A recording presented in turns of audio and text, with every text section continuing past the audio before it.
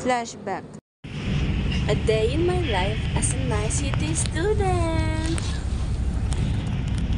Here, sinundun na ako ng mga bodyguard ko. From Kogyo to Cubao. Saan ka ma'am sigaya? Deco po. Deco. Okay.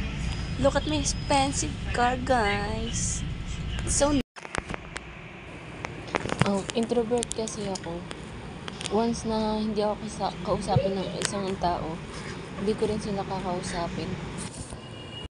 And nasa pagitan ako ng bad and good person kasi di naman lahat ng tao, 'di ba, perfecto.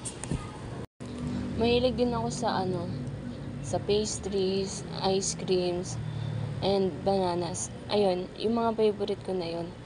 Kapag natitikman ko sila, gumagaan yung pakiramdam ko. Kumbaga, stress reliever ko siya.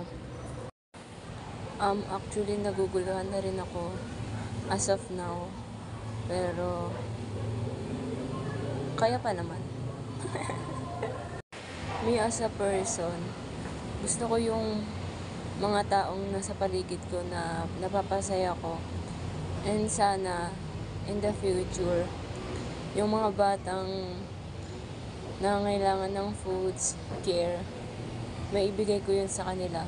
From the time na magpatayo ako ng orphanage for them. Kasi hindi naman nila deserve yung ganong situation. Hindi rin naman nila gustong mabuhay, 'di ba? Deserve pa rin nilang maging masaya kahit na bata pa sila. Ang sa akin lang,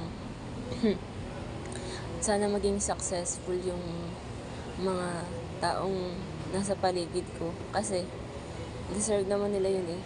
Lahat ng pagpapapagod nila sa school, mapapalitan ng magandang kinabukasan para sa kanila.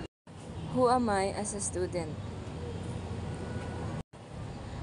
Isa lang akong ordinaryong estudyante na tinatry yung best, lalo na ngayong college. Nahihirapan talaga ako mag-adjust. Sana makayanan ko. Pansin nyo ba, yung boses ko nung vlog ko nung senior high school, ibang-iba ngayon. Nahihirapan kasi talaga ako mag-adjust. Parang may pagkakataon na iniisip ko na hindi ko kakayanin. Pero syempre, hindi ko naman hahayaan na lamunin ako ng negative insights na yun. I'm trying to be still positive kasi gusto ko pa magpatayo ng orphanage for the future. Kaya ko naman to, pero syempre, nag-a-adjust lang din ako. Makakayanan ka to. Sana pasado ako ngayong first semester kahit na nag-a-adjust pa lang ako. Mahirap pala maging college. Akala ko kapag second, third, or fourth year ko na mararanasan yun. Ramdam ko na pala kahit sa first year. And nag-a-adjust din ako sa vacant namin. Although, kapag Tuesday naman, so yun nga, tuwing Tuesday, ang problema ko lang is yung morning shift ko, which is 7 to 1. Tapos yung minsan sa FOPR, hindi ko talaga siya magets. Pero I'm trying to learn din naman. Na-enjoy ko pa rin siya. Siguro nga, nag-a-adjust pa rin talaga ako kasi ayun nga.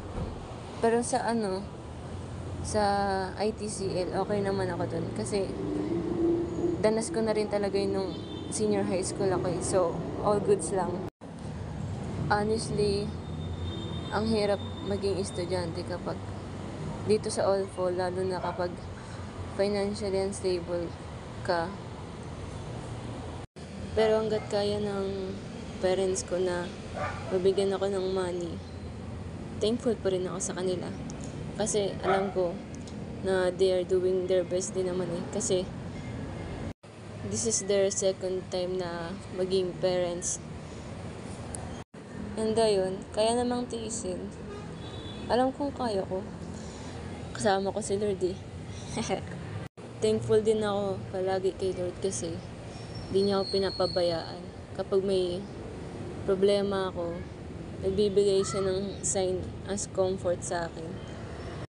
So, ayun nga, since what I said earlier, nag-a-adjust pa rin ako as a first year college student. Hindi naman ibig sabihin kapag nag-college ka is madali na, di ba? Lahat may pagsubok. Lahat kakaharapin mo yun. Kasama mo si Lord. Palagi ko lang iniisip na para sa future to, konting tiis na lang, makakamit ko na yung magandang buhay. Hopefully. Nung first exam namin sa OLFO, nahihirapan talaga ako sobra. Tapos, kasi may expectations ako na pasado ako.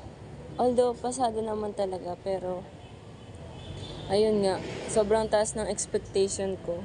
Medyo na-disappoint ako during that time.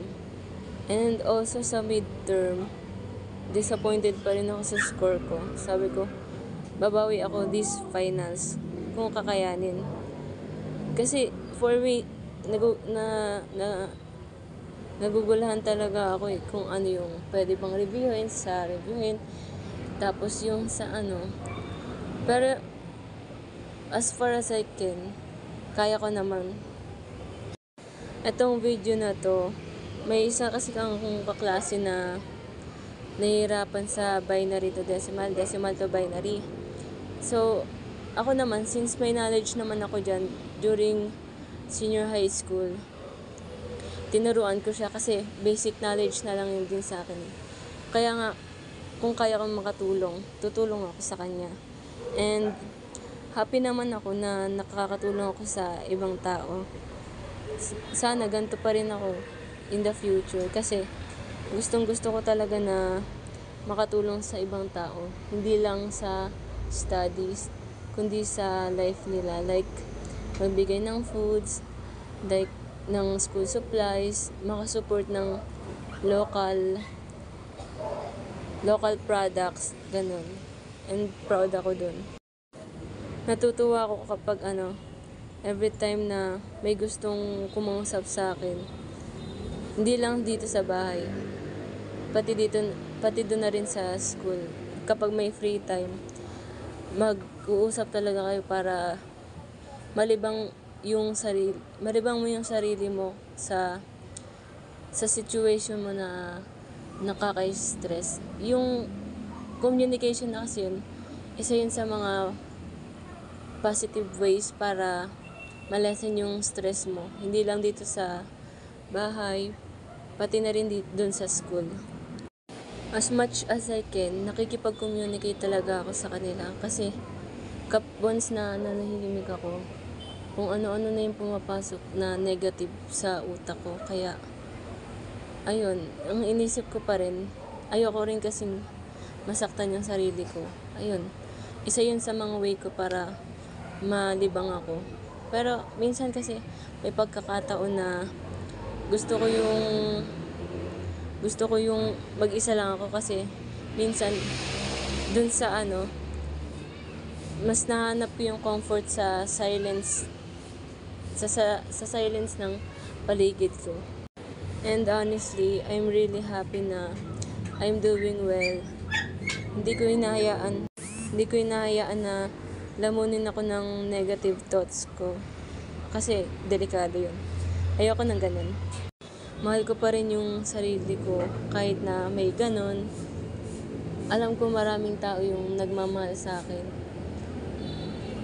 And thankful ako that kapag napapansin ko na sumusobra na yung pag-overthink ko, nag-i-stop muna ako. Like, inhale, exhale for 10 seconds. 5 seconds for inhale. 5 seconds for exhale. Pero during yung senior high school talaga, grade 11, vacation nun, halos isang